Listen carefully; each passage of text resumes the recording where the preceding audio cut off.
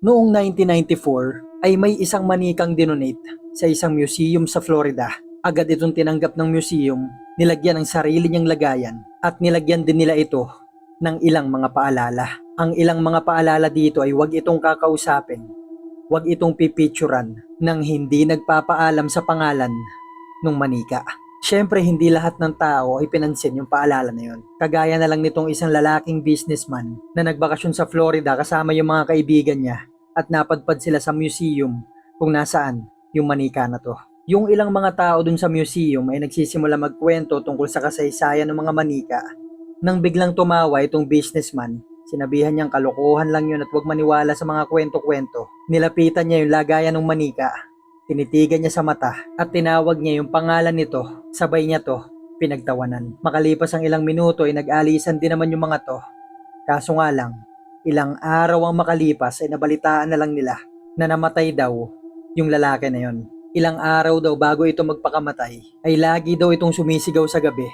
Sa umaga naman ay makikita mo naglalakad ito, nakadiretso lang ang tingin, napakadungis ng katawan at makalipas ang ilang araw ay pinatay niya yung sarili niya. Sabi ng ilang mga tao dahil siguro sa pera o sa negosyo ang dahilan kaya niya ito nagawa. Pero para sa mga taong nakakita at nakakaalam kung paano pinagtawanan ng lalaki na to yung manika sa museum sa Florida, para sa kanila ay alam na nila kung bakit niya to nagawa. Ang video na to ay kwento ng manikang may pangalang si Robert na mahigit 120 taon na ang nakakalipas nang naibigay siya sa batang may pangalan din na Robert. 1 metro ang tangkad nito o 3 talampakan. May nakakabit ding manika sa mga kamay niya na parang alaga niya at kapansin-pansing ding meron siyang tahi sa bibig at sa ilong niya. Marami pa siguro ang hindi nakakaalam sa atin pero ang kwento ng manikang si Robert ang inspirasyon sa mga movie ng manikang si Chucky. Mula 1988 hanggang 2019, inilabas ang iba't ibang kwento at iba't ibang horror movie patungkol kay Chucky. Pero lingid sa mga kaalaman ng mga taong nakanood nito ay may nakakakilabot at nakakatakot talagang manika sa likod nito. At kung kagaya kitang mahilig makinig sa mga ganitong uri ng kwento, mga horror, mystery, mga sobat ng sob cases ay ilike mo na tong video na to and don't forget to subscribe. Simulan na natin ang kwento.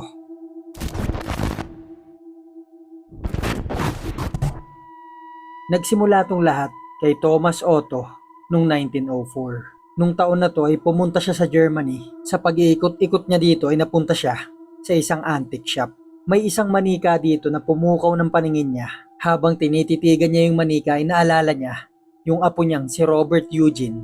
Nakalilipat lang noon sa Key West, Florida. Hindi na siya nagdalawang isip at binili niya na yung manika na to na may 3 talampakan ng taas na halos kasing laki din ng apo niya. At lumipas ang ilang araw ay bumiyahe na siya pabalik sa Amerika. At nung ika-4 na kaarawan na nung apo niyang si Eugene ay iniregalo niya na nga yung manikang binili niya pa sa Germany. Kitang-kita ni Thomas pati ng mga magulang ni Robert yung saya nito nung natanggap niya yung manika. At mula nun, sa makalipas at sumunod na mga taon, ay hindi na sila mapaghiwalay. Nung taon na yun ay kakalipat lang nila Robert, pati ng mga magulang niya sa Key West, Florida. At alam na kaagad ng mga tao dito na mayaman sila dahil napakarami nilang katulong, may malaking bahay at malawak na lupain. Si Robert ay nag-iisang bata noon sa bahay nila. Kaya naman wala siya mga kalaro dahil yung mga bahay ng kapitbahay nila ay malalayo.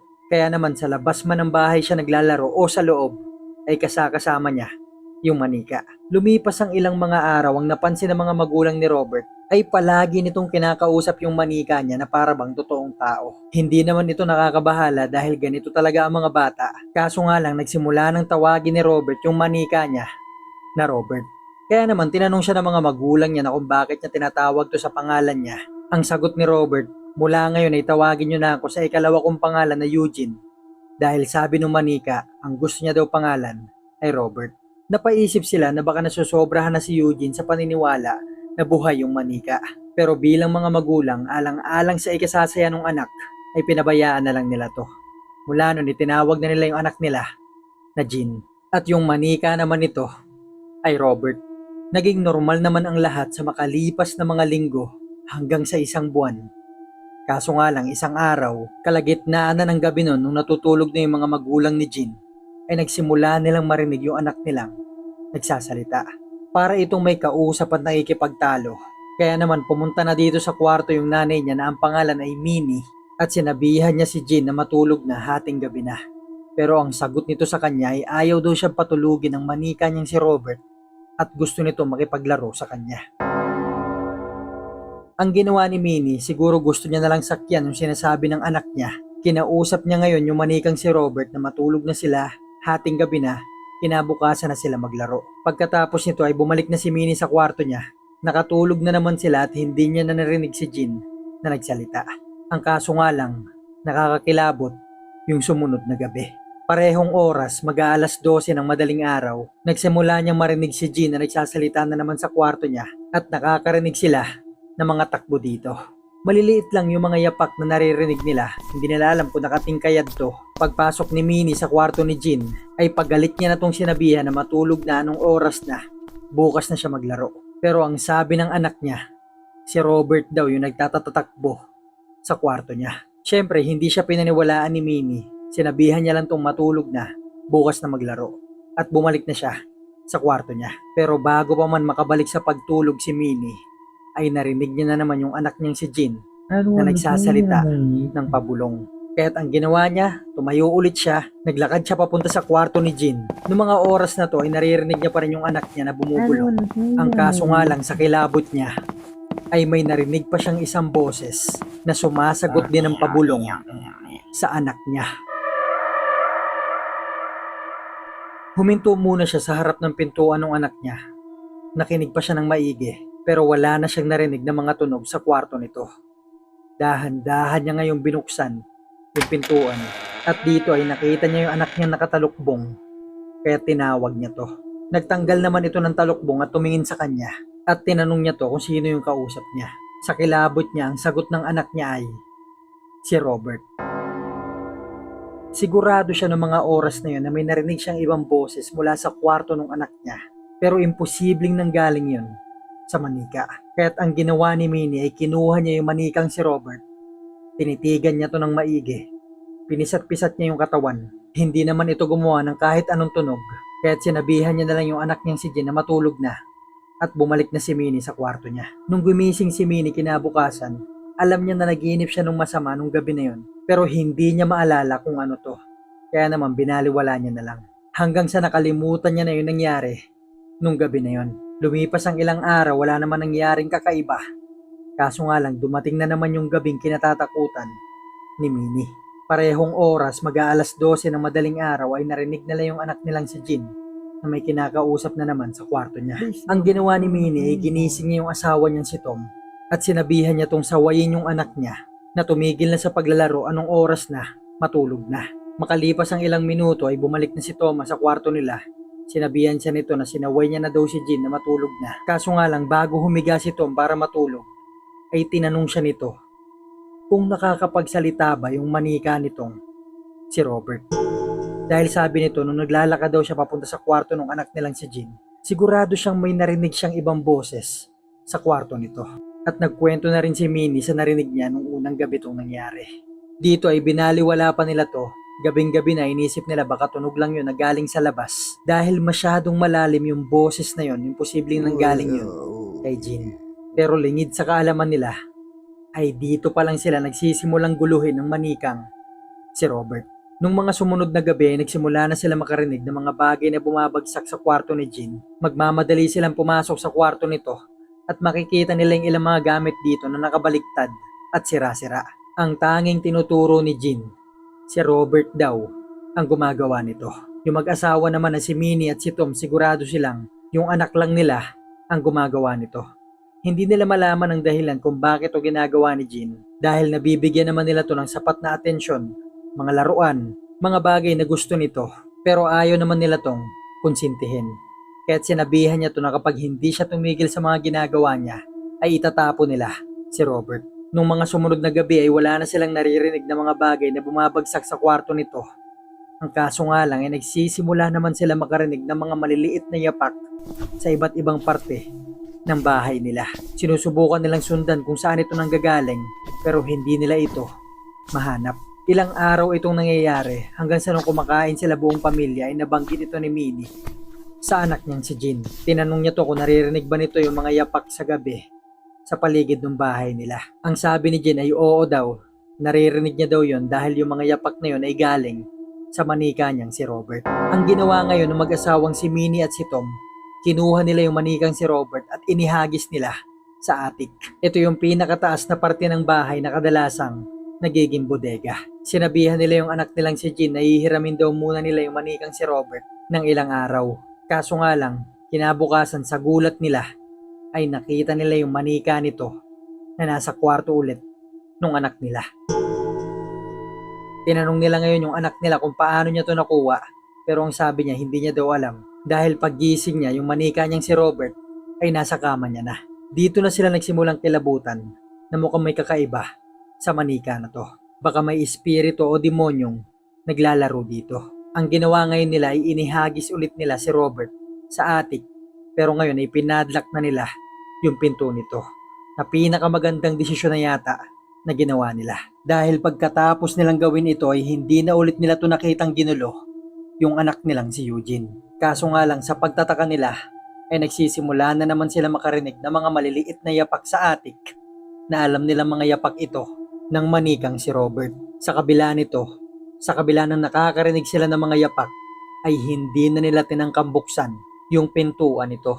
Ang isa sa hindi makakalimutang karanasan ng mga magulang ni Jean na sina Minnie at Tom nung umuwi sila galing sa isang okasyon. Nung mga oras na nasa harap na sila ng bahay nila at papasok na, ay tumuro yung anak nilang si Eugene sa taas ng bahay nila. Kumaway pa ito at ngumiti at nagsalitang, "Si Robert." Sa kilabot ng mag-asawa nung tumingin sila dito ay nakita nga nila dito yung manikang nakadungaw sa kanila sa bintana. Ang ginawa nito, may nagmadali siyang umakyat sa attic. Tinanggal niya yung padlock sa pintuan nito. Tinanggal niya yung manika mula sa pagkakadungaw nito sa bintana at nilagyan niya to ng upuan sa attic. Kagaya ng dati, sinarado niya na yung pinto at pinadlock ulit. Mula nun, anuman ang makita nila, anuman ang marinig, ay hindi na nila ulit binuksan yung padlock na yun. Sa mga sumunod na araw at sumunod na mga ilang buwan, ay nawala na sa isip nila yung manikang si Robert dahil nagkaroon sila ng problema sa mga tauhan nila. Sa laki ng bahay nila at sa laki ng mga taniman at bakuran, meron silang 6 na mga katulong. At sa mga sumunod nga na buwan ay isa-isa itong nagsisialisan. Nung umpisa napapalitan pa nila to kaagad. Ang kaso nga lang, kapansin-pansing hindi tumatagal yung mga pumalit. Hindi nila alam kung dahil ba sa hirap ng trabaho, sa haba ng oras, kaya't ang ginawa ng pamilya nila ay nagtanong-tanong sila. At dito ay nagsimula nilang malaman kung ano ba talaga ang naging dahilan ng pag-alis ng mga to. Dito ay nalaman nilang alam pala ng mga katulong nila yung mga kababalaghan na nangyayari sa loob ng bahay. Patungkol nga dun sa manikang may pangalan na Robert. Alam din ng mga to na nilak nila yung manika sa loob ng attic.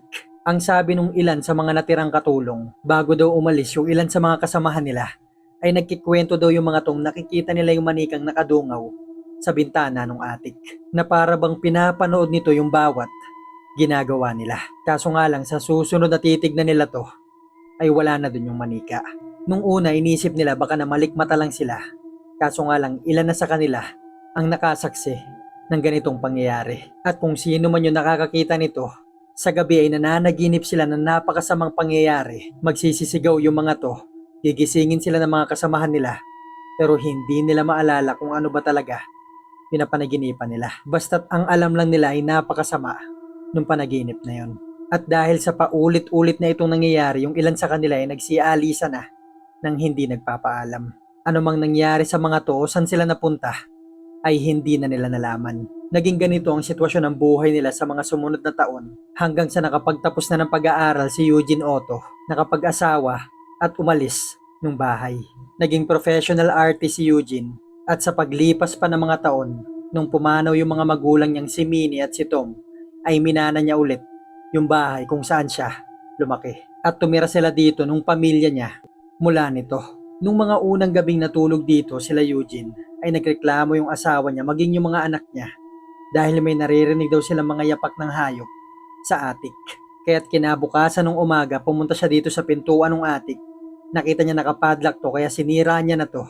At sa loob nito ay nakita niya ulit yung dati niyang manika na ang pangalan ay Robert. Ibinaba niya ngayon yung manikang si Robert sa kwarto kung saan siya gumagawa ng painting niya at ipinwesto niya yung manikang nakadungaw sa bintana.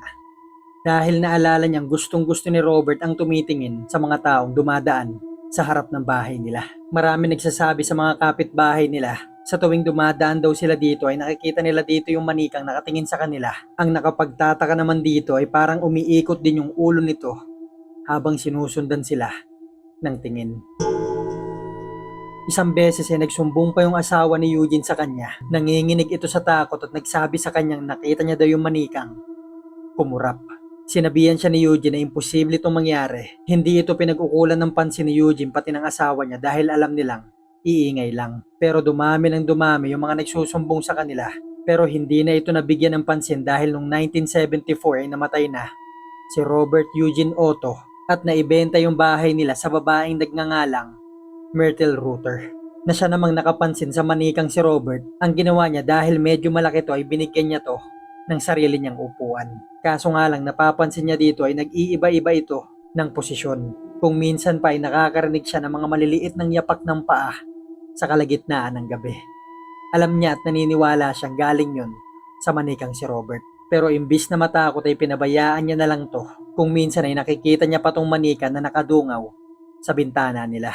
Ang ginawa niya ay pinabayaan niya lang to at hindi niya to pinapakialamanan. Sa paglipas ng mga taon ay naisip ni Myrtle na magtanong-tanong kung sino ba talaga ang may-ari ng manika.